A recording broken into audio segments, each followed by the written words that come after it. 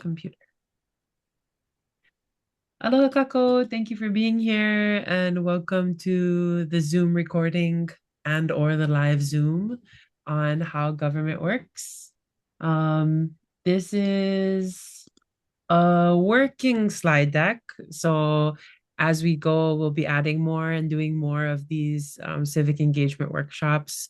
My name is Kuulei. I realize my Zoom says Kiana. Kiana is my first name, but most people know me as Kuulei. I'm from the Keawekane area, and I'm currently running for State House, District 3.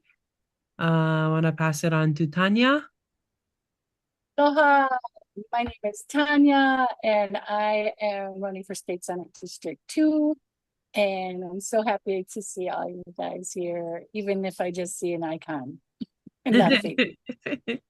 And it's awesome. And thanks everyone for being here. We also have Tina, who is running for State House, but she is working on internet things right now. But we're here together as beloveds and friends and community members who really care about our people and our place and just want to have an opportunity for folks to learn a little bit more about how government works. I have this slide deck here, but what's not in the slide deck is a slide to honor the Hawaiian Kingdom government and the history, the long-standing history of excellence for Hawaii people. I'll add that slide shortly. I think between the different versions, that one got left out. Go figure. But just so that folks understand and know, there are a lot of people that don't participate in the civic structure of how the governance works and how the government works today.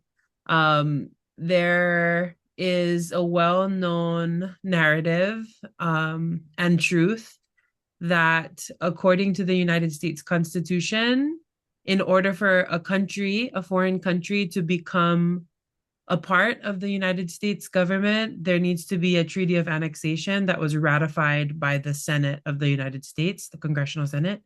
That never happened for Hawaii. So there are very many people who challenge the legitimacy and the legality of our statehood. And so, with so much honor for the folks who choose not to vote and not to engage, I am so deeply grateful for the folks who choose to engage, as I'm one of them. I was a non-voter for very many years until I got tired of testifying to people who doesn't look like they're looking at me or listening to me at all. So here we are, and thank you for being here. So I start the slide deck off with the county. So I think a lot of folks may know that there are three different kinds of government that include the federal government, which includes the United States of America, also the state government, which is the state within the United States of America. And then there's also the county government, which is like there are many counties within a state. So starting with the county of Hawaii, just noting that many different counties will have different charters. So the Maui County will have a different charter and a different code. And also their the structure of their governance may vary depending on what county, but because we're in Hawaii County, this is Hawaii County's kind of context. So there are governing documents that are really important to the structure of governance in each tier. For the county, there's the county charter and the county code.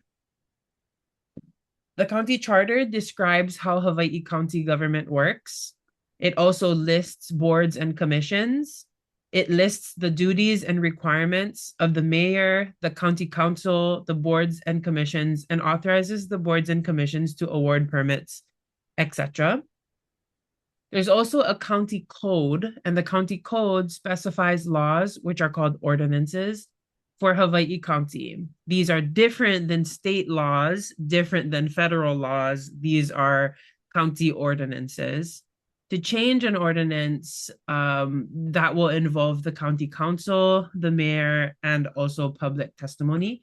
I just want to go back a couple of slide so that we can open up the county charter so that we can see what it looks like. Again, this is for the county of Hawaii. It'll look different for every county.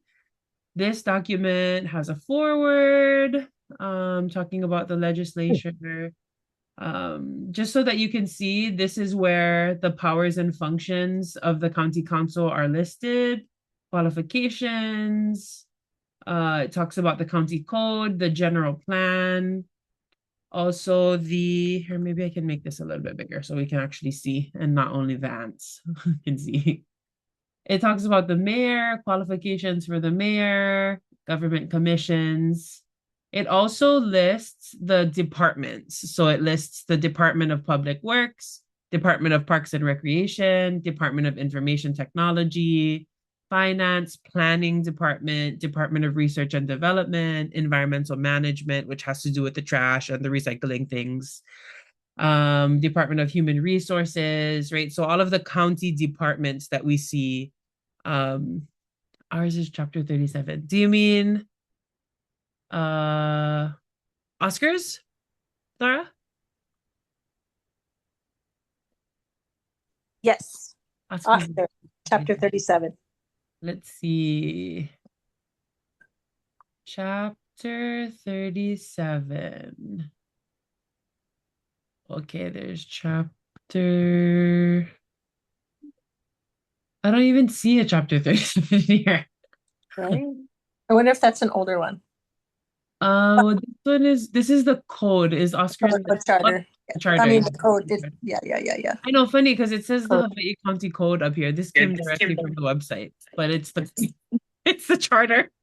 But anyway, sorry to derail, but we're chapter 37. in the code. Yeah. Okay, yeah, awesome. That's good to know. And so this is the county charter, and then the county code looks like this. Like it's not it's difficult to find a PDF of the county code, but this online resource is a good one because these things can change pretty frequently. So a PDF version can be outdated pretty quickly. But here we have different chapters. The county code specifies the laws and ordinances for Hawaii County. And so going back to this slide, I think Laura mentioned we're in chapter 30. What did you say? 37. There we are. 7. So this is the sustainability, climate, equity, and resilience. Is this a department or a division, Laura? It's a department. Department. Yeah, actually, it's not even. I don't even know if it's technically a department. It's an office. Mm-hmm. Little set up different. Just by the name, some are directors and some are administrators, and its technicality is maybe for another one, another. Yeah. Totally. But to know that it's there and there's subtle differences. Yeah, there are. Oh, so it shows the year and the ordinance that made this office, right? Yeah. I really appreciate these definitions because when we're looking at interpreting what ordinances or laws are, what they mean, the definitions are really supportive.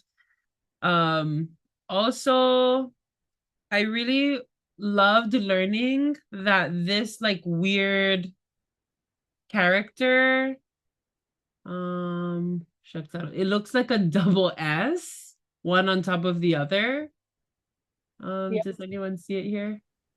Did when you scroll down, I hear top left corner of that page. Top left corner. Yes, this thing. Every time I saw this mark, I was just deeply confused and then deeply discouraged because I was like, what is that? What is that thing? That that thing just means section.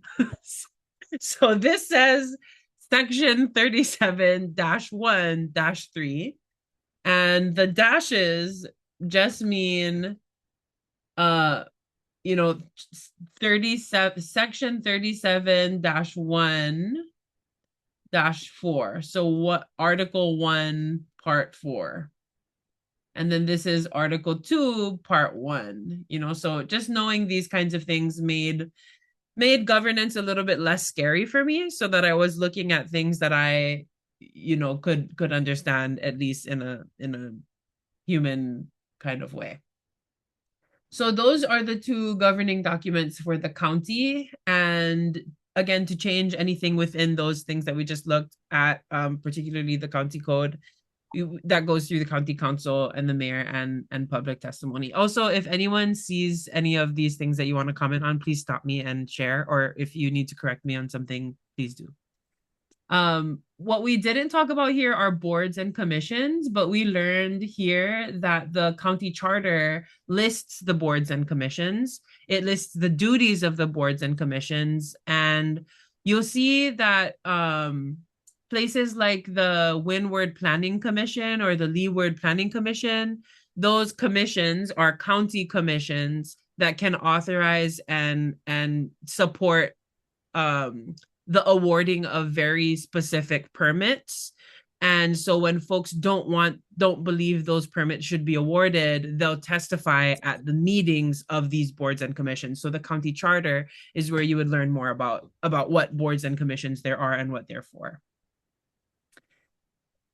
We have the county council, and the county council is one representative from each county district. So when we're looking at voting and people say, what district are you in? They could be asking what House district you're in, what Senate district you're in, what congressional district you're in, or what county district you're in. So that's because there are different maps that establish different districts for different positions of office. So in Hawaii County, there are 9 county districts, which means that the island of Hawaii or the county of Hawaii is parsed into 9 separate chunks, each of which will have one representative from each chunk.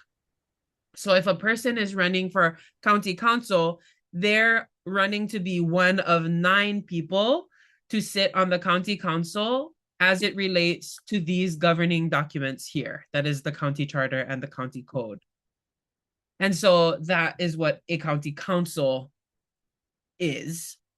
The terms for a county council, term as in length of time, county council members have a term of 2 years. So their term lasts 2 years, which means they have to run for office again every 2 years. Does anyone have any questions or comments or corrections about our work with the county? And again, this is very brief. It's meant to give us, let us dip our toes in the water as far as what government is and how it works. Just the clarification, right? That the county council, they run every other year and they can run for a maximum of 4 terms. So awesome. A maximum of 8 years. So if they're horrible in the first 2 years, we got to get organized fast. Yeah. Yeah. Agreed. Okay, then we have the state of Hawaii. So the state of Hawaii's governing documents include the state constitution, the Hawaii revised statutes, and the Hawaii administrative rules. I'm going to open this. Oh, shucks. I'm going to copy this and open it. Oh, no, it's here.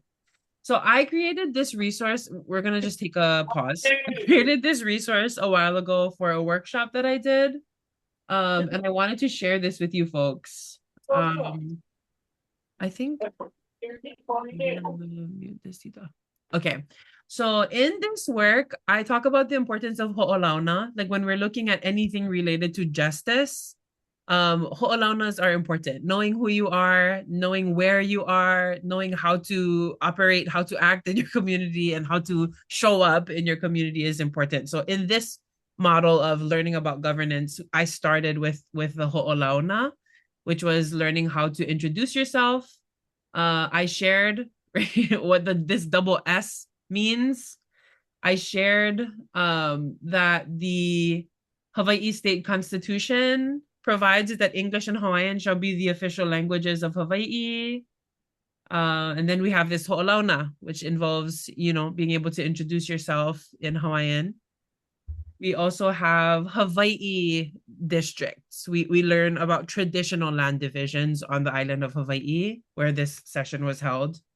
And then we have what I just described about the county. We have this, and then we mention the Hawaiian Kingdom government here. Then there's a reference map. And so the county of Hawaii, again, has the county charter and the county code. And there are different sections that hold authority over different functions in the county and in the state.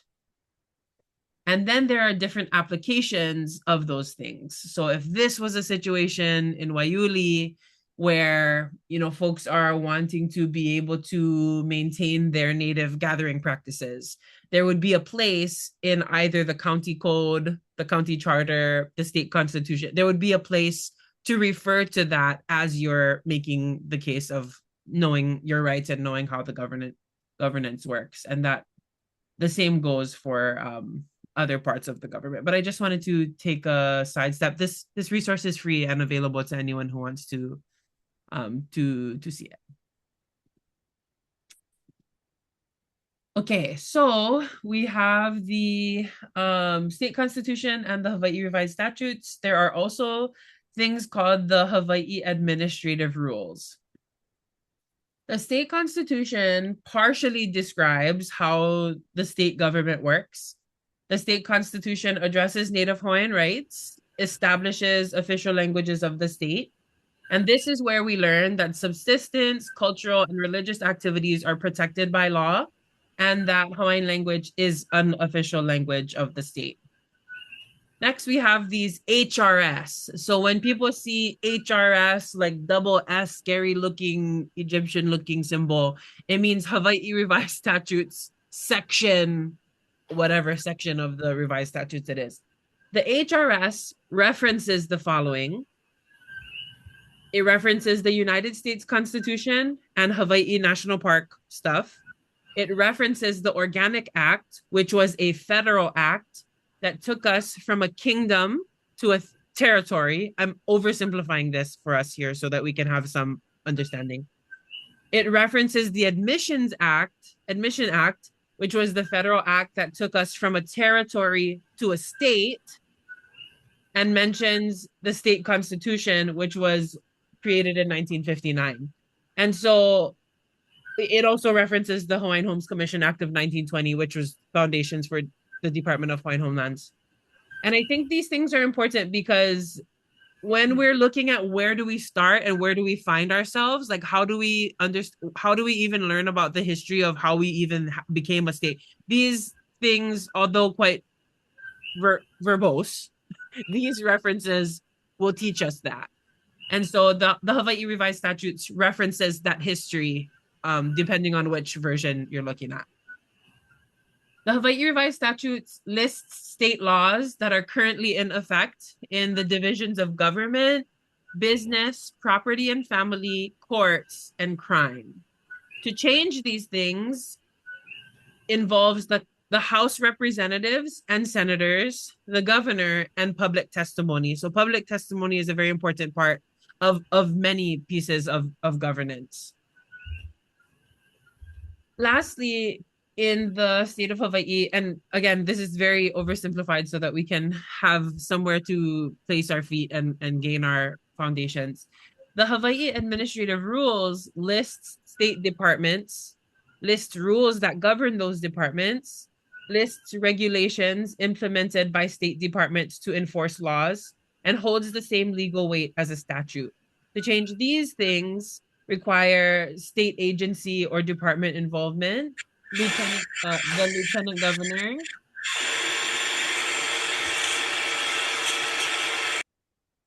lieutenant governor, and public hearings. So again, public testimony, public hearings, public engagement. And changing these things will generally involve public engagement, which is why it's so important for our representatives to be present so that they can support that engagement. Before I go any further, I want to open this link here. I realize I don't have access on, I have like 1 million Google accounts, everyone. So I'm like, why can't I open this? I wrote this document, but it's because I'm on like a different profile. But so long ago, I created this document to help people like me understand how the government works. And this is my process of learning. And this document is called The State Laws. And it has links to the actual materials from the state. And I just took from this document as I was building out the PowerPoint for today. But when we're looking at the Hawaii administrative rules, there are many departments. Do you see all these departments? Wait, it's kind of small. Sorry. There's Department of Agriculture. And when we open the Department of Agriculture, these are the rules that govern the Department of Agriculture. Poultry and birds, non-domestic animals, reporting of horses, meat grading, brands, poultry and birds, standards for fresh fruits and vegetables, seed rules. These are all of there's lots and lots of information in the Hawaii administrative rules, because if I'm not mistaken, these are where a lot of these policies about, I can't take this because Southwest is going to take, when I go, I cannot take my apple, I can't take my banana because you cannot take things out of, the state, because there are all these state departments that have all these little policies that we see on the ground, but we don't know where they came from. A lot of them are noted in the Hawaii administrative rules. And so, again, that's one of the key documents or key foundations of what governs the state of Hawaii. So far we went over the county and the state. We won't get too much into the federal today. But we talked about the governing documents, or the kind of the kino, the body of what the governance is built on, the foundational documents of what each government is built on. And now we're going to learn about how the government works. So starting with the state government. So there are 3 branches of government within the state of Hawaii. There's the legislative branch, the executive branch, and the judicial branch. We also have OHA. The legislative branch of the state government makes the laws. That includes House representatives and state senators. The executive branch executes the laws. The executive branch includes the governor, the lieutenant governor, the cabinet, the departments, and the University of Hawaii.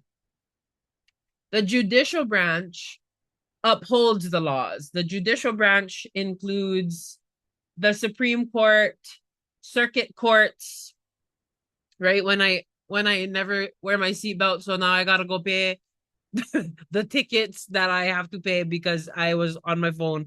I go to this part of the judicial branch where I have to go to the circuit court to pay my tickets or whatever it is. To my understanding, that's what that part of the governance is. And then we have OHA. OHA manages revenue from state public trust lands, and OHA is another 100 million years of curriculum. So that's all I'm going to say about OHA for today. We talked a little bit about districts earlier. I know I can do this slideshow thing, but we talked a little bit about districts earlier. I made this map on like ArcGIS, but you can see the black. Do you folks see the black thicker lines and the white thinner lines? Can you see that? Yes. So on the left-hand side of this slide, the blue line highlights the House district that I'm in, that many of us are in, that puts together some parts of Hilo and comes up into Puna. Do you see the part of the map that goes like this here, like this, like almost a perfect square? That's Hawaii Paradise Park. So Hawaii Paradise Park is not in District 3. They have their own district. But so on the left-hand side, the white lines depict the House representative districts or the House districts. On the right-hand side, the black lines depict the state Senate districts. So you'll see that the blue highlighted section on the right side, that's the Senate district that a lot of us share in this meeting here live. And the left side is the House district. So it's the same, many parts of the land meet together. For example, can you folks see my cursor? If I live here, my state house district will be 3. And because I'm in this white line, but my house district, my Senate district, which is this black line, will be, Tanya, what is this number? 2? District 2. District 2. Yeah. If I live on this side of this black line here, my house district will still be 3, but my Senate district is on the other side of the black line. So my Senate district will be District 1. So you can see here that there are different, depending on where you live, you will have a different district and a different representative. In the state of Hawaii, or this map, although obviously we zoomed into this part of Hawaii Island, this map or the white lines are the house districts. There are 51 of these. The whole state of Hawaii is parsed up into 51 pieces, and each piece is associated with a person who is called the House representative. Those people, 4 months out of every year, every person, ideally, if they come, every person from every district, all 51 of them, come together at the capital of the state of Hawaii, which is in Honolulu. I don't know where Honolulu is, but Honolulu is where the capital is. So if I'm running for state house, I'm running to be one of these dots. These dots represent 3, 6, 7, 8. Oh, this slide wasn't up. Do we have 8 house reps? We do on Hawaii Island. Okay, yes. So I'm running to be one of these red dots. My friend Paele from Lahaina, he's running to be House representative in his district in Maui. So he's running to be one of these pink dots. Let's see, Kahi Pakaro is running on Oahu. So he's running to be one of these yellow dots. And you will see here that Oahu has a lot of representation in the House. So that's the state House position and the maps and the districts. In the Senate, it's a similar, In the Senate, it's a similar concept. There are 25 Senate districts. So that means the whole state of Hawaii is parsed up into 25 districts, each associated with one person. So these dots here represent the state Senate, which again are 25 of all folks from the different parts of the state. And they come together 4 months out of the year, the same 4 months, to gather in the Senate. Tanya is running for state Senate, and that means she wants to be one of these red dots. So Tanya and I are not opposing each other. You can, if you live in our districts, you can vote for me to be in the House and Tanya to be in the Senate. And we will both be in service to you during our time in office. So me as your House rep, Tanya as your senator. Does anyone have any questions about this? Is anyone very confused? This is a lot of information, no worries. Yay, thank you, Vanessa. Okay, when folks come together, right? I mentioned that the senators, state senators and state House representatives, they convene or they gather at the Capitol for 4 months out of the year, and that's called the legislative session. The other 8 months, I like to call the community session. Tanya and I, and Tina and I, Laura and I, we may be the only people that call that the community session, because so far there's just the legislative session and the off season. People call it the off season, but it's not really an off season because every House representative and every senator gets paid the same amount every month, because the responsibility of the senator and the House representative is to be in the community for the other 8 months.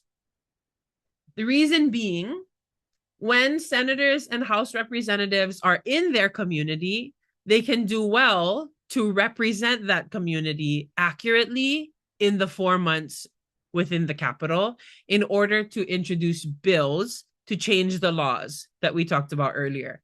I would like to thank Tanya for sharing this Civil Beat video with me that I would like to share with you. I'm going to stop sharing this. It's just about a few minutes long. I forgot to share the sound when I shared my screen, so I'm going to stop share. I'm going to reshare.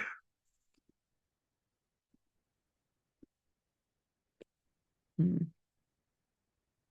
is this thing here?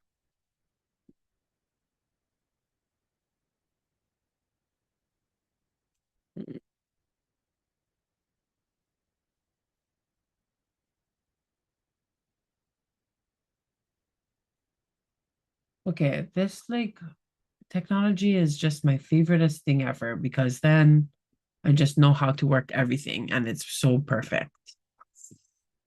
Because, you know, some things they just like to disappear and go into the abyss. Like, where even is the bar that says share? Okay, everyone, we're taking a little intermission while I figure out where the heck that thing went. Mute. I feel like a kupuna aloha. I found it. Okay. Share. Share sound optimized for video sharing.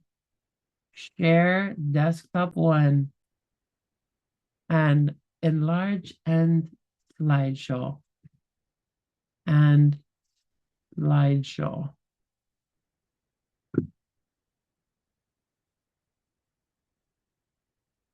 Okay. And now, here we are. Can somebody unmute yourself to tell me if you can hear this? Yes. Okay. Yes. Yep.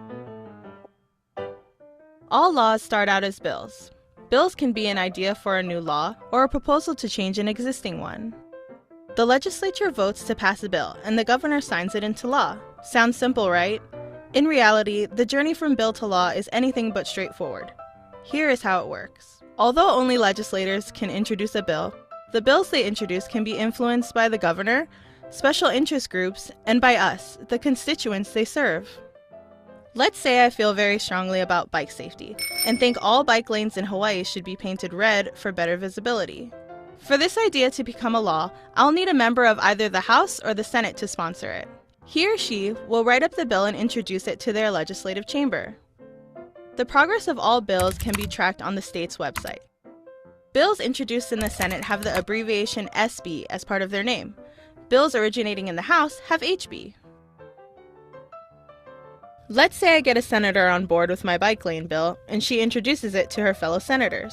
Senate leadership then refers it to a specialized committee. In this case, my bike lane bill will be referred to the Senate Transportation Committee. The Transportation Committee chair decides if it should get a public hearing. If not, my bill dies. If it gets a hearing, the public weighs in and the committee can decide if it wants to make changes, pass it, or defer it, which keeps the bill from moving forward. A majority of the committee must agree on a version of the bill before it can move on. Once my bike bill is approved by the committee, it's then presented to the full 25-member Senate, where they can pass my bill as is, make more changes, or vote to kill it entirely. If my bike bill gets the majority vote in the Senate, it goes to the opposite chamber, the House of Representatives, for review.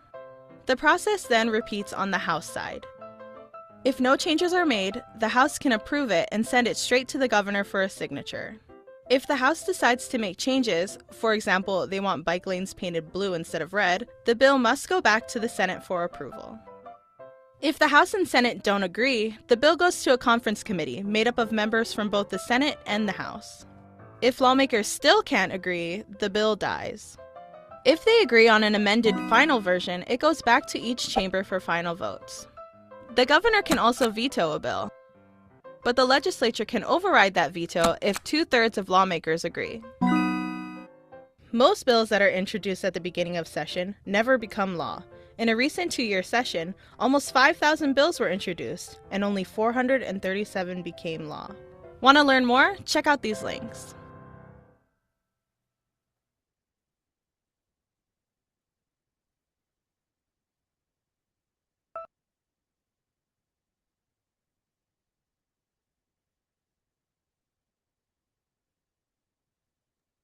So simple. Yeah. Isn't that cool? I was like, wow, that's great. And Yeah. now, how do I get back to here? This? And when they say, but it could die in committee, that could be by one person's decision. Just for clarity. Yes. Okay, so we heard a little bit about committees in the video. So in this model of the state, right, in the state legislature, there's a Senate, the state Senate, and the state House. There are fists here because I look at it like this: the state Senate and I don't know if you can see me, but there's a state Senate and then there's a state House. They do the same thing, just like hands. Your two hands do essentially the same thing. One might feel a little bit more dominant than the other, but they're literally the same.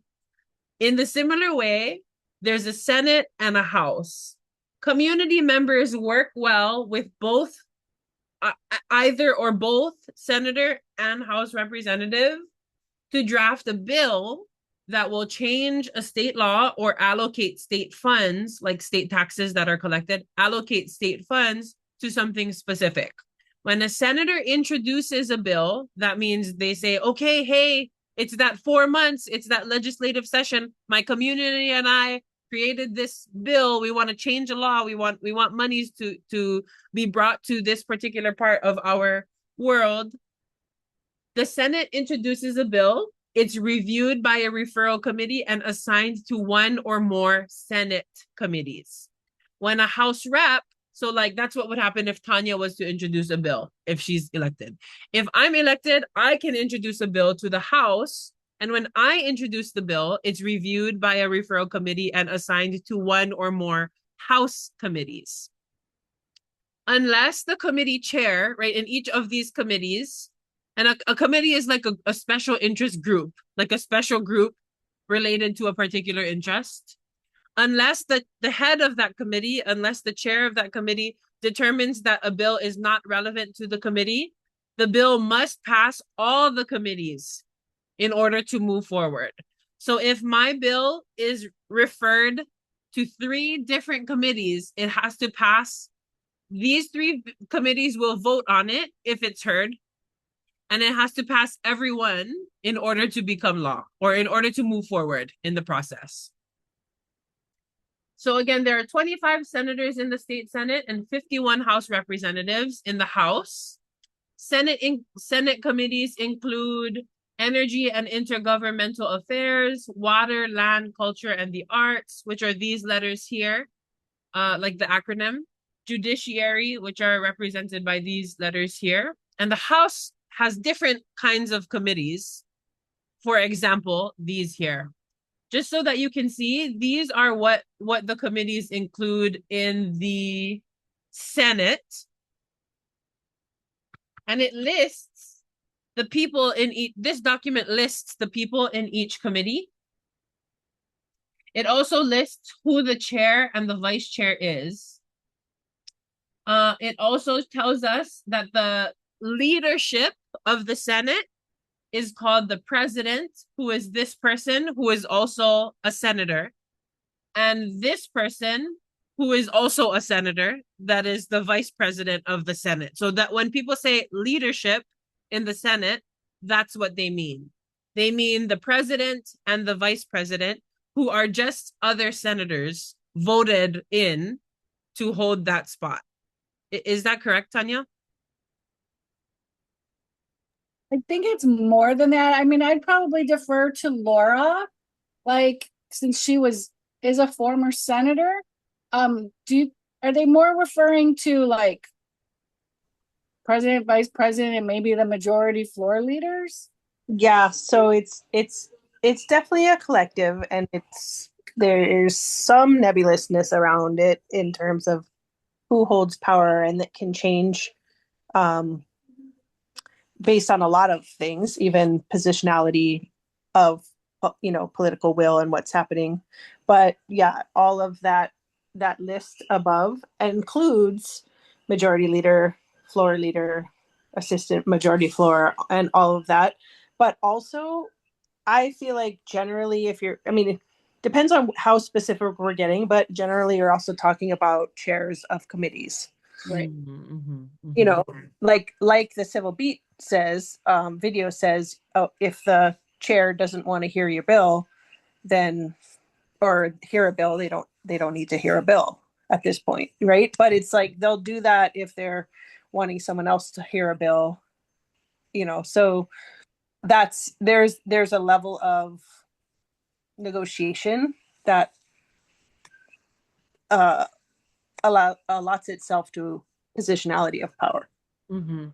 Right. Like I know when I've been in the office with some of these guys, like, and you're talking to them as a chair of a particular committee, they'll say, oh, well, I don't have the power to make that happen. That's leadership, but it's Yeah. your committee. So they're like deferring the, accountability. So it could be the finance chair, it could be president, vice, and vice, or vice speaker and vice speaker and vice speaker, depends. But it also does kind of have to do with like how the factions, um, you know, basically then it comes down to numbers. Because if you have the votes to change leadership, or especially change speaker, vice speaker, who then also, uh, you know, can decide the finance chair, for example, and other powerful positions. But sometimes the most powerful people are definitely not chair and finance chair. So yeah. Can I ask, when it comes to the president and the vice president, how are they chosen? The body votes for it in the beginning of session. Every senator comes together. This Yeah. whole group So, here comes together and votes for the president and vice president. yeah, so generally it's decided before the first day of opening session, but it's formalized on the Senate floor or the House floor on opening session, when they basically vote for the president or the speaker in the respective houses. And how are these people selected? That is selected by the president, basically, or the speaker. But again, it doesn't happen necessarily in isolation, but they're the figurehead. Okay. And how are the chairs selected? And vice chairs? Basically by informal, like by committee conversations with the folks that are upholding who's going to be president. Right? Like basically the majority.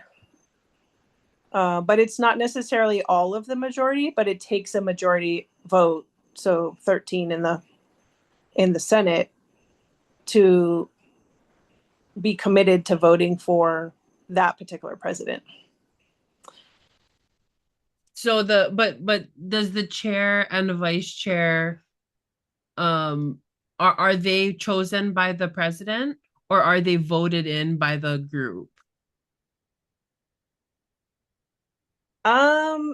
They are it.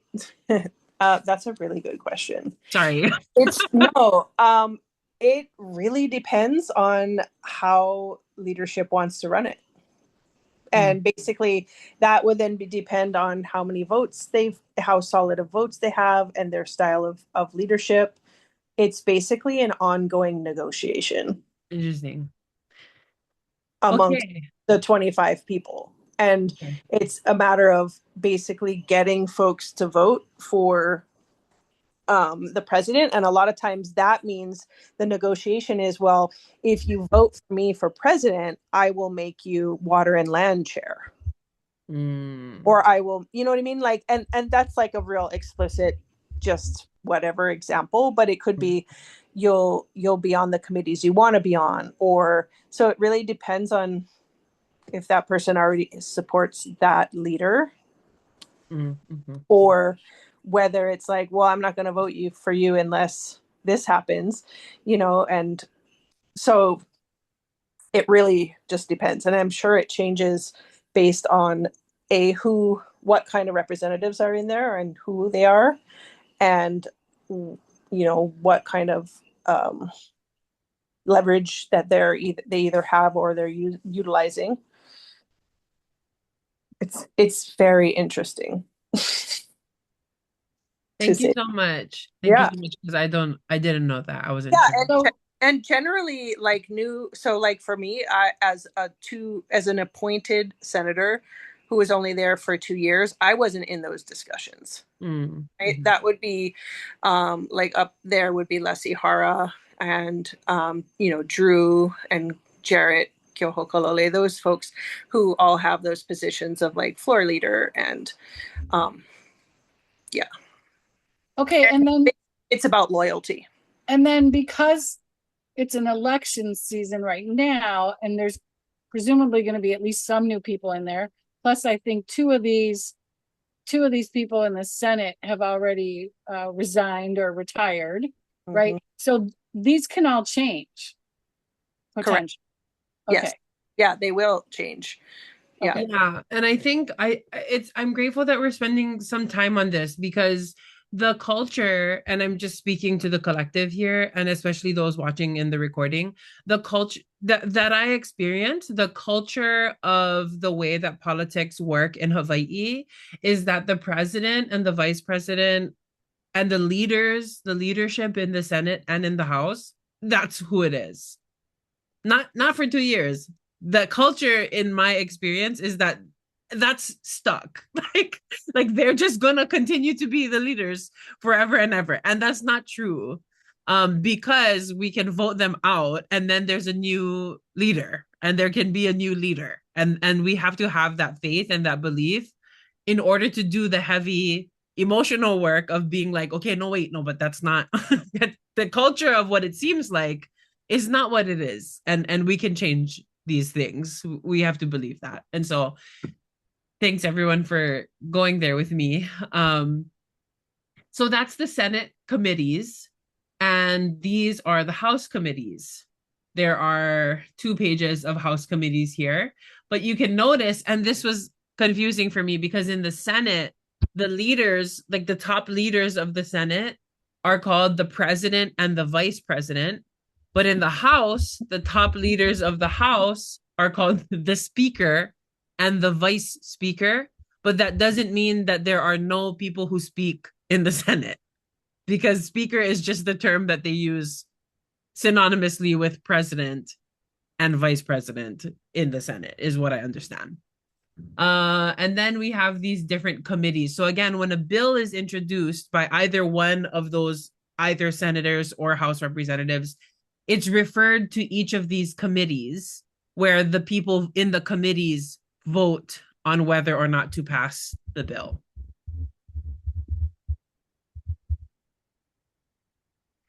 So back to this concept of sessions. In the legislative session, I want to introduce this concept called opuali'i. Can we all unmute ourselves and say opuali'i? Opuali'i. Opuali'i. Aye, opuali'i. Aye, opuali'i. Opu, it means stomach, and ali'i, it means chief. And so opuali'i means to have the stomach of a chief. A stomach of a chief, having the stomach of a chief means that if I eat, we all eat. And that's what it is to have the na'au for Hawaii people, the wisdom, the seat of our wisdom is in our gut. And so when we say o puali'i, we're talking about being led, being intrinsically inspired by the ability to take care of our people. People were chiefs in the old days had the responsibility to make sure that the resources in an ahupua'a or in a moku in a district were allocated fairly among all of the people. So to have an opuali'i, it's not a job, it's a function, it's a purpose. And so legislators have a responsibility, and then legislators who have opuali'i have a responsibility, and those responsibilities are not perceived to be the same. And so in the legislative session, which runs about January to April, the opuali'i, right, the senator and the House representative who have this opuali'i will vote in their committees based on community needs, not based on what another person needs from us, not based on what I think he wants me to vote for so that he will vote for my this. People with opuali'i vote based on what their community needs.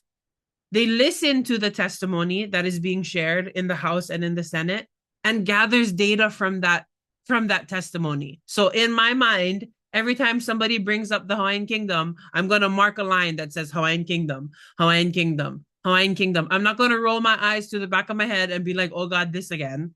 I'm going to be taking notes, actively taking notes about how many people mention that, whether it's Hawaiian Kingdom or demilitarization or aloha aina or water or whatever it is that we're actively listening. People with opuali'i are actively listening, actively paying attention, not falling asleep while testimonies are being taken, right? People with opuali'i, they ask clarifying questions. I know that testifiers only have 3 minutes, but if I heard you say, I have 3 points I want to make, and you only made 2 points because you only had 3 minutes, I can say, hey, excuse me, I didn't hear your third point. Can you share that with me? What was the last thing that you had to say? From what I understand, people in this seat can ask questions of the people who are testifying.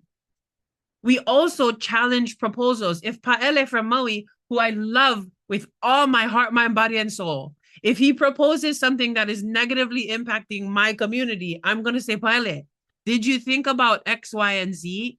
I'm going to say, Paele, I love this bill that you have, but let's think about the people in Puna where that affects the people in Puna, right? We challenge these proposals, not as personal attacks, as bringing our best, most well-informed minds, because we've been with our constituents for 8 months, right?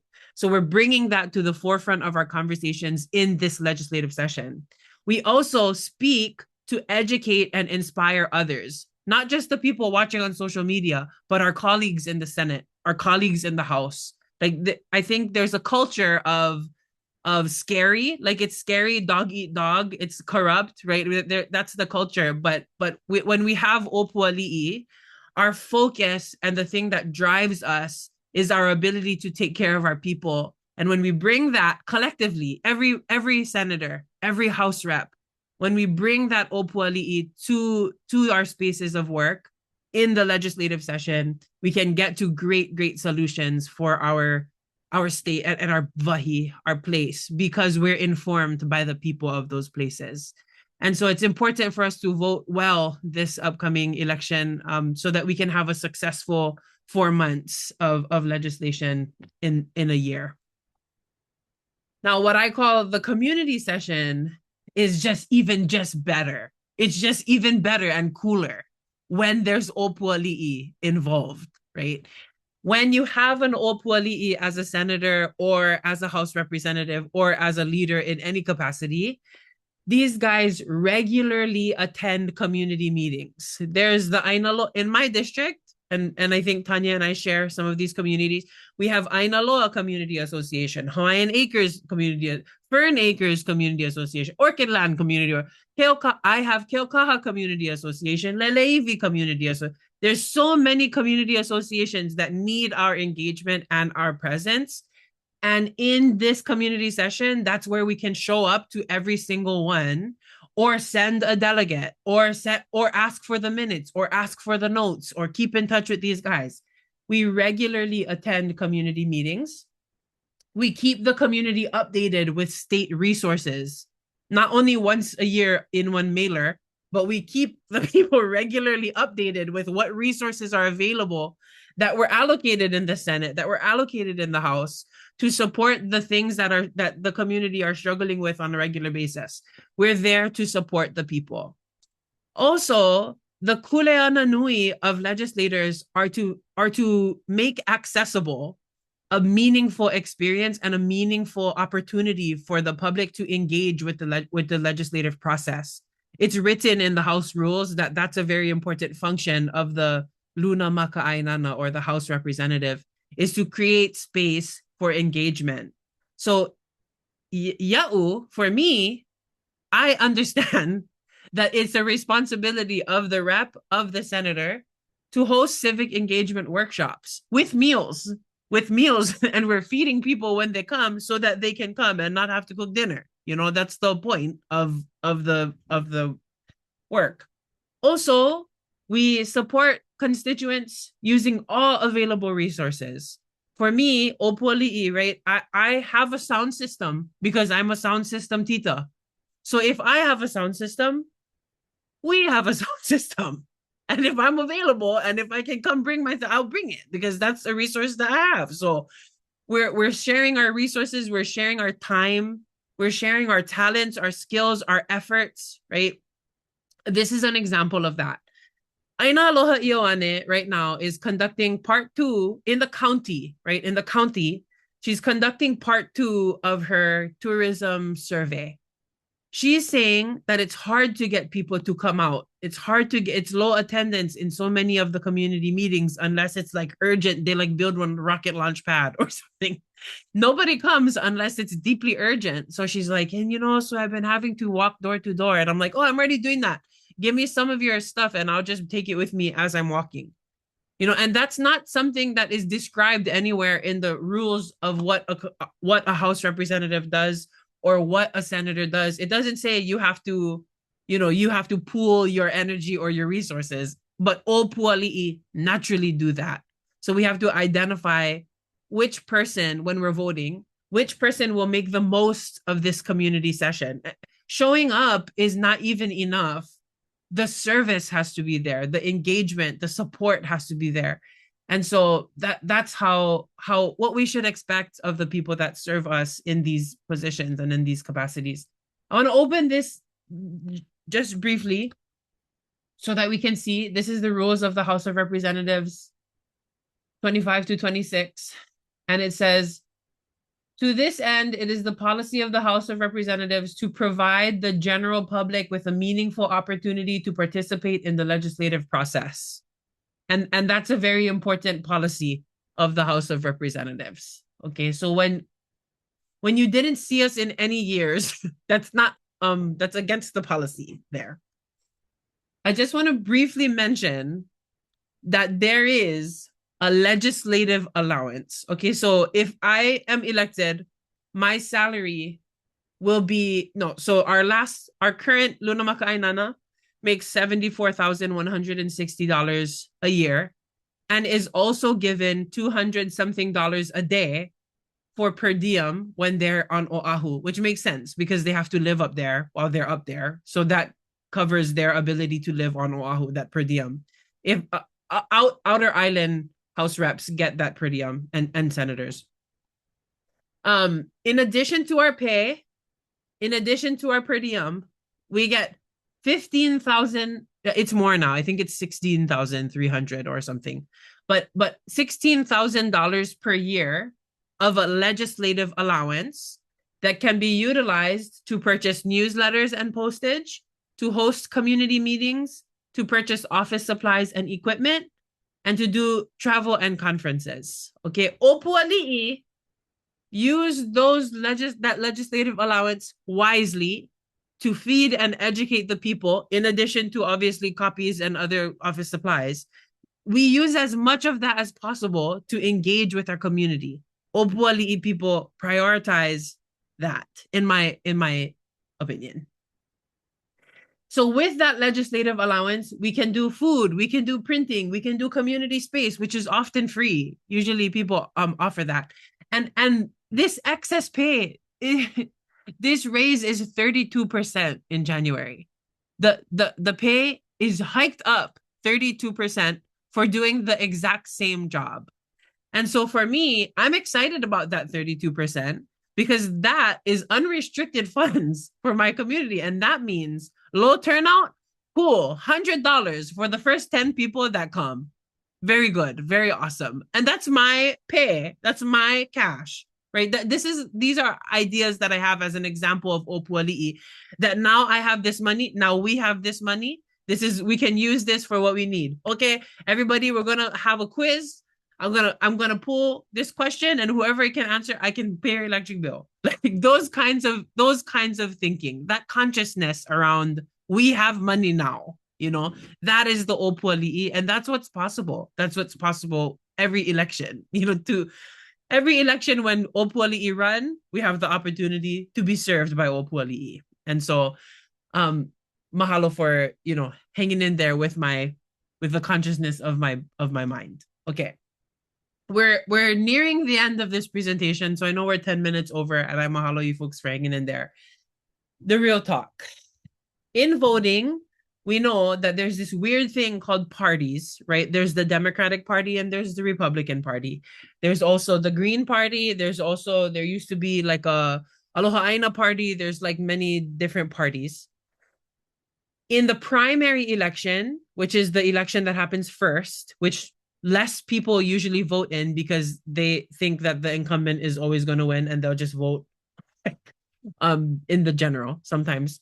But we have to vote in the primary. To me, that's the most important election.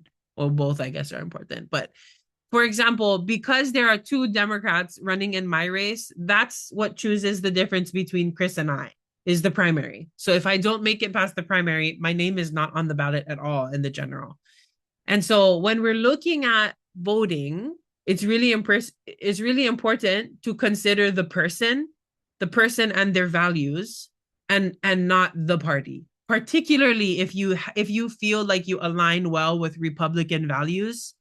I also align well with many Republican values because I'm Hawaiian, and Hawaiian people, we do multiple things. We're not in only one party. We have baby party, we have grad party, and those are the parties that we love, But other than that, there are little pieces of us in all the parties. And so it's difficult to try to fit ourselves into one or the other. But when you look at the person, their values, the way that they show up in their community, the way that they honor the kuleana that they have now, that's how we ought to vote. We just have to understand that in the primary, we have to pick one box that says Democratic and only vote in that box. We cannot vote for multiple people in multiple boxes, or our ballots get thrown out. So we vote for people who can sustain and vote to sustain the mea'ai for the baby party and the grad party. That is shoreline access. That is working for the farmers. That is making sure that our keiki have enough to eat. That is, those kinds of values. And also clean vai. Like, let those be the things that inform your vote. Yeah, how these people prioritize these things. There are 2 elections every year, every even year, which means every 2 years. July 21st, primary ballots are meant to drop. I think some people got their ballots already. August 8th is the primary election day. And then mid-October, general ballots mail. And then in November 3rd, it's the general election. You don't need to pick party in the general. So in order to support me or Tanya or Tina or Jordan, aloha Jordan. Jordan is also running for House. In order to support any one of us, you can register to vote. Senate. Oh, Senate. Sorry, Jordan. Sorry. Aloha. Senate. Thanks, Jordan. Thanks. But Jordan is running on Oahu. So when we're looking at this picture here, and it's a really cool thing because we have a lot of folks that are awesome heavy hitter hammers, like running to occupy these um balls, dots. I was like, that's not what I called them earlier.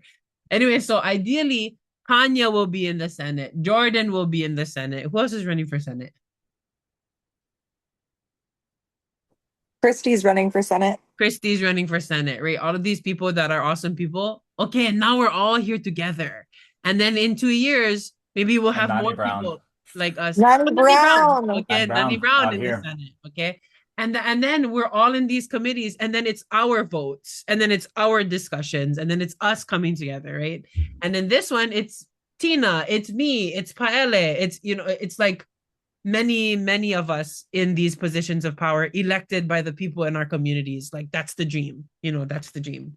Hey, also, Kuulei, can I interject something there? Yes, please. And I think probably Laura or Tanya, you guys will remember the exact number, but if there is a threshold of representatives or senators that can force votes onto the floor, right? So like if there's only like one or two of us, then we can't get that much done. But if I think it's either like 7 or like 13 or something like that. Like I can't quite remember what the number is that like we can band together and say, no, we're going to talk about this. Like no committee chair is going to push this out. Like this isn't going to miss a floor discussion, and we're going to talk about it. Oftentimes it's 2/3. Mm-hmm. It's similar to like the veto override.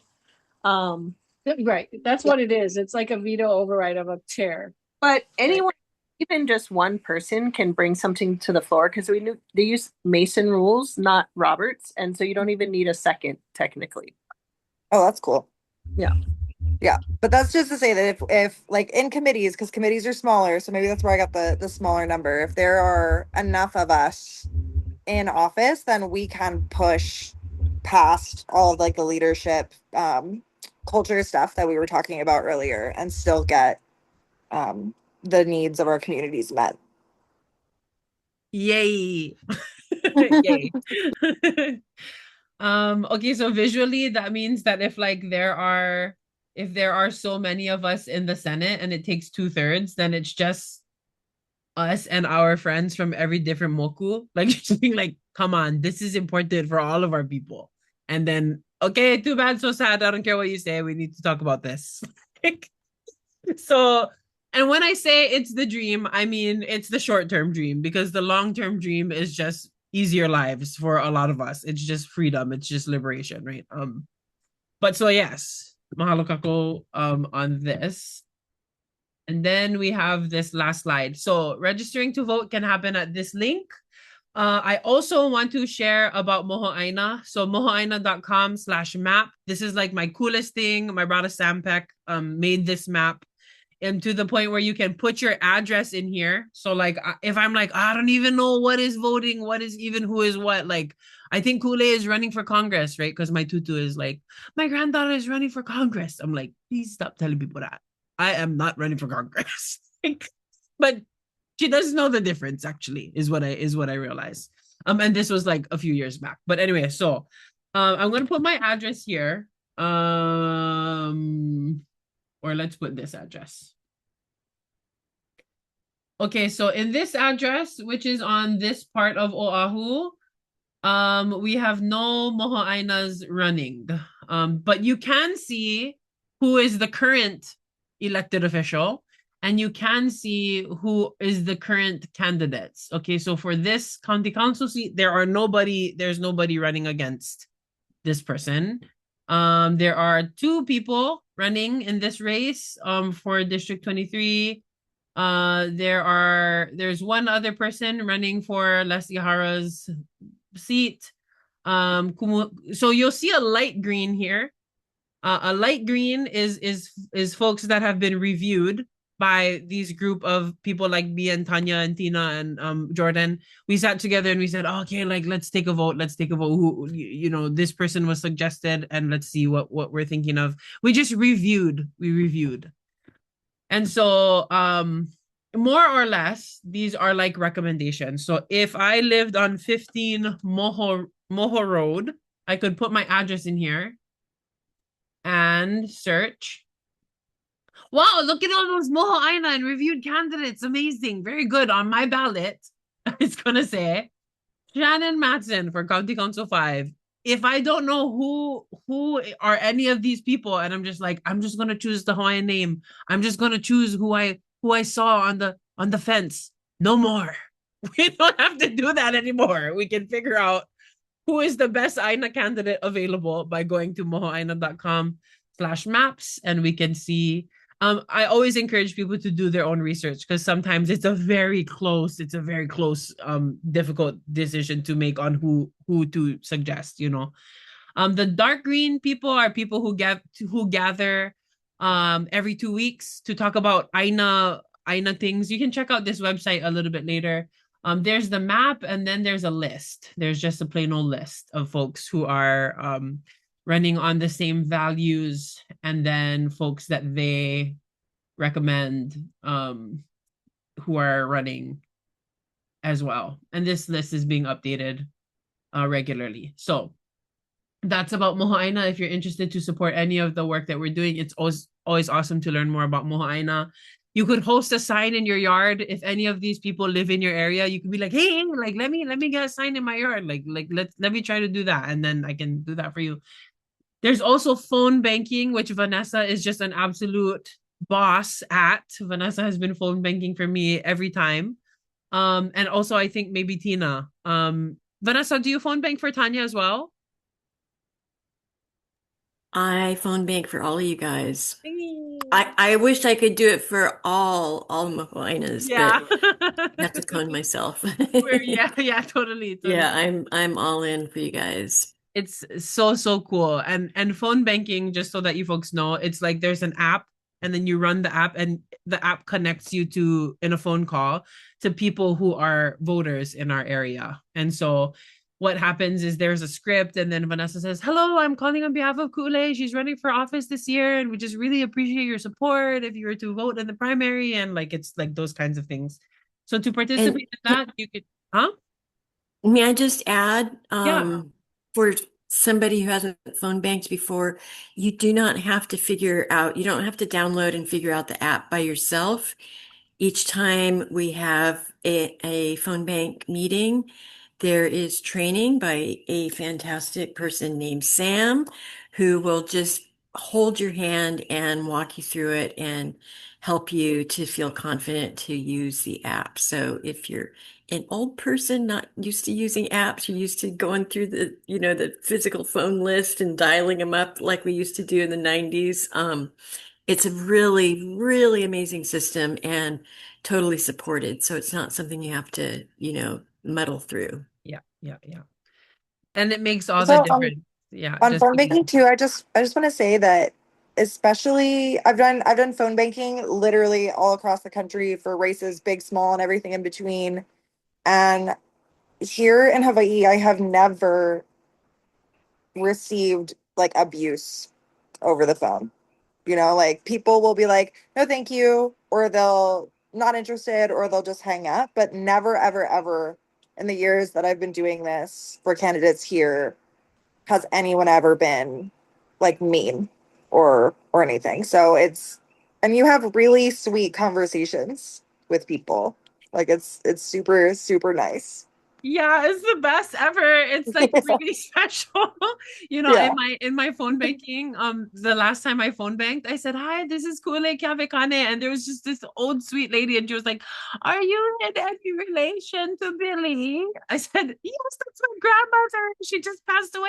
And they said, "Oh, we used to work at so and so." Like, it's so special, especially if you're in your community. My phone bankers have said that I'm so easy to phone bank for because they'll say my name, and then people will be like, "Oh, never." Like, "Oh, so cool." Like my cousin lives next to her grandma. Yeah. So phone banking It's is really so fun. fun. It's really cool and really fun. And it's like in this world of digital asynchronous life, it gives you an opportunity to talk to real people in real time. And it's a real special thing to be a candidate and to show up in a Zoom where there are other people there specifically for you. Like it's something that's been the most hopeful the most helpful. Like I only really started doing these kinds of things, like civic engagement things, after my first phone bank, because the people who showed up to my phone bank were like, "We got you, girl," and I'm like, like, I'm not alone in this run and in this race. It was a chance. In addition to them supporting me with the phone banking, it was an opportunity for folks to support me, like to make me feel supported. And with that, we're here, at this thing. And Tanya and I, because we share so much of our district, we've been working together on these kinds of things. So in addition to that, there's just keeping in touch about future events. I have an ask. If you can call the new graduates in your lives and ask them to register to vote, that would be really amazing. I have another ask, and that it's to encourage 5 friends to vote in the primary election. In-person voting again is on August 8th. My number and Tanya's number is here. Tina, if you want to put your number or your contact information in the chat, would love it. Jordan, I know most of us here are on Hawaii Island. And that's the presentation. I wanted to lastly just share that Tanya and I created this folder. So as a way to, like, we talked about how, let's see, I'm going to stop sharing my screen briefly, but I don't mean to put Chris on the spot, but this is like really great information. And Tina did some of this digging as well. But when we're looking at that legislative allowance, right? And these are for legislators. Legislators can choose how they want to use this allowance. And folks can use it on office refreshments, they can use it on office supplies, they can use it for community meetings, they can use it for authorized travel. Like the people in office have this pot of funding, $16,000 a year, and their records on what they purchase with those monies are public. And so when we're looking at the incumbent for my district, we can see I created this or I was supported to create this image that helps us to see what was spent, what was spent and what kinds of services that we've been getting out of this legislative fund, in order to engage with our dude. And so there are this is from July 2023 to July 2026. There was $54,407 spent. And there was most of that was spent on newsletters and mailing. And that's accurate. We've gotten many mailers from our dude. There was some portion of money that was on other constituent, maybe certificate framing. I don't know what that means, but then there's miscellaneous, travel, lay, admissions to things, office expenses, meals for staff, and caucus and legislator things. I don't like the mailers either. They're just only rubbish. They just go into our rubbish. So I also don't like the mailers. But it says I could, in my mind, I was like, no, this can't be right, because it says food for district and constituent events, $0.00. I was like, no, but as a constituent, that tracks, because I don't think I've ever been to anything where there was food that I had an opportunity to engage with my legislator. And this is 3 years. So if we can imagine, right, if we can just imagine that all of the, and maybe we have a newsletter or something, but maybe we don't need a newsletter because maybe our people are just regularly in the community. Maybe this is $30,000 in food, like in food for our community or organized events. There's so many ways that we can be supported by the resources that exist if we just have good stewards of those resources. And so I'm going to stop talking. I'm going to stop my yapping, just in hopes that we can maybe hear from you folks, hear from others. What are your thoughts? How are you folks hanging in there? Tanya, Tanya's been doing this work, planning this work with me. Do you have any thoughts, Tanya? I want to hear other people's thoughts. So, me too. I was just like yapping for like 2 hours straight. So like, anybody thoughts? I just want to add something to say that you also, the resources and tools of the office are also that you have staff. Um, and so my understanding is the House members have one permanent staff year round, and then a legislative allowance. So you can hire staff, and generally that's 1 or 2 people, depending on how much they're being paid. And of course, if you're a committee chair, then you get more. And then in the Senate, you get an additional um, permanent staff year round. And so considering uh, that's a lot of people power in terms of organizing and making events and making opportunities and engaging stakeholders and doing research. That is basically 3 of you know, if you utilize it correctly. So it's a huge resource for your community year round.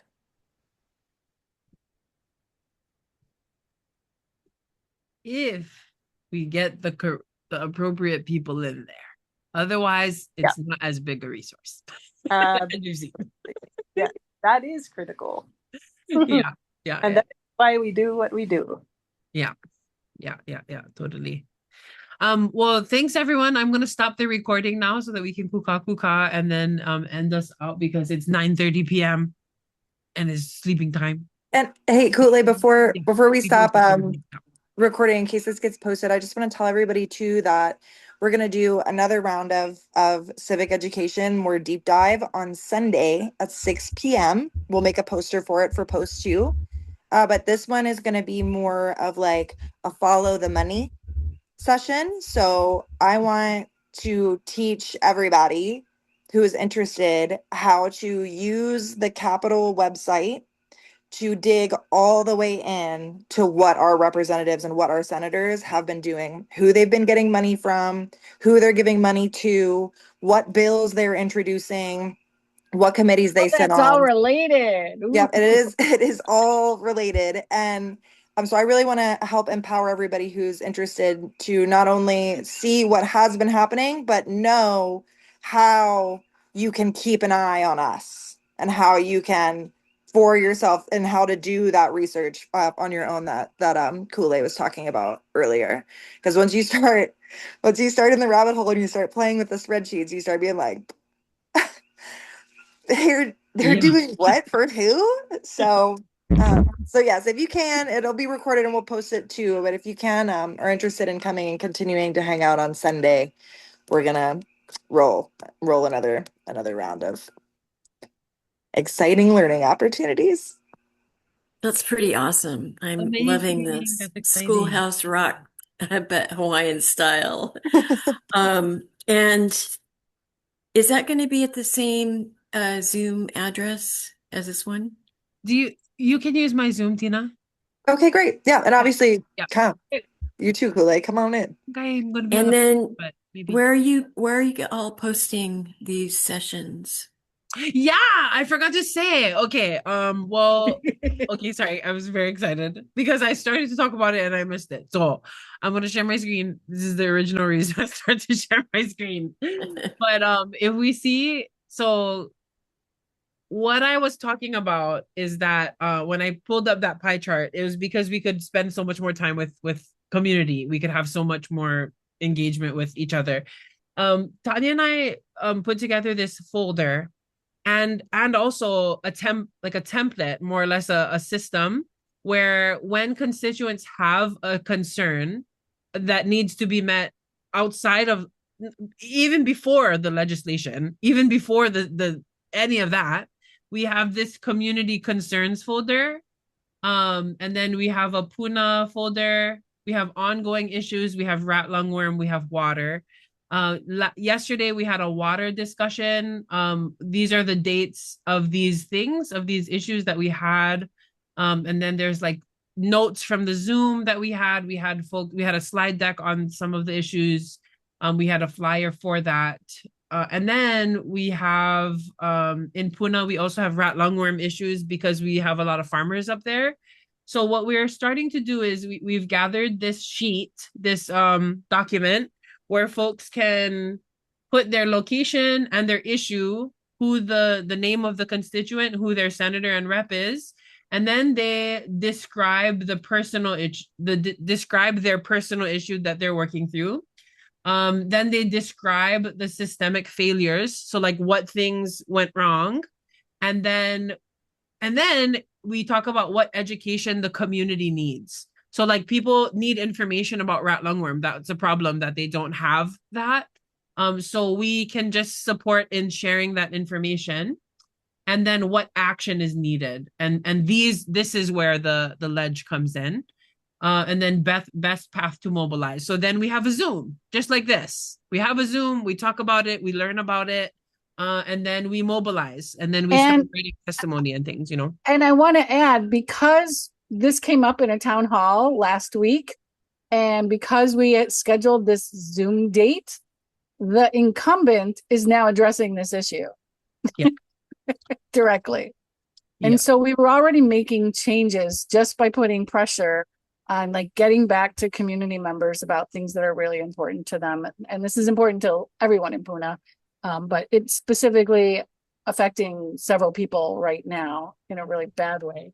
So that's really feels really good to get organized, to just make the difference. Whether or not you're in office, we can still do this work. Yeah, absolutely. And we will. Without the And we will. $16,000 in legislative Yes. allowance. For free. Without the $97, you know what I mean? It'll be more potluck style, that's all. Yeah, potluck style. And it's also the capacity, you know, like I think a lot of us have to have like 3 or 4 jobs in order to make even half of like what the reps make. So if we're elected, we can make this our primary job and just show up to the best of our abilities. The maximize our ability to serve. Otherwise, we only have, okay, when I get off of work, okay, now I'll have 3 jobs, and then I'll come on, and at 10 o'clock p.m. I'll do my best to show up. You know, which is what we do right now. But anyway, so to answer your question, Vanessa, we've been putting things in this shared folder. I would love to make a YouTube channel of all of the stuff that we're doing, and then just kind of post it on YouTube so our kupuna can watch these things on their smart TVs if they have them, you know. And that'll be great. But for now, we'll put it in this community concern shared folder. Let's just make a tiny URL. That is tiny. This is gonna be the link to the folder. And then the tinyurl.com/hi folder. I wonder if we can, oh, is it Zoom HI? Oh, what was that? Oh my gosh, no. Okay, anyway, I'll make a tiny URL. I realize I don't have your folks' collective contact information. So let me just make it now so that you can have it. What should we make it? What should we make the tiny URL? The tinyurl.com/zoomhi is the Zoom link. Engage. Do East Hawaii Civics. Yeah. Civic Ed. Yeah, East Hawaii It has to be Civics. like, but that's so long, you know? Engage Hawaii is very similar to Zoom Hawaii. So yeah, I like that. It's available. It's available. It's available. Okay. Okay.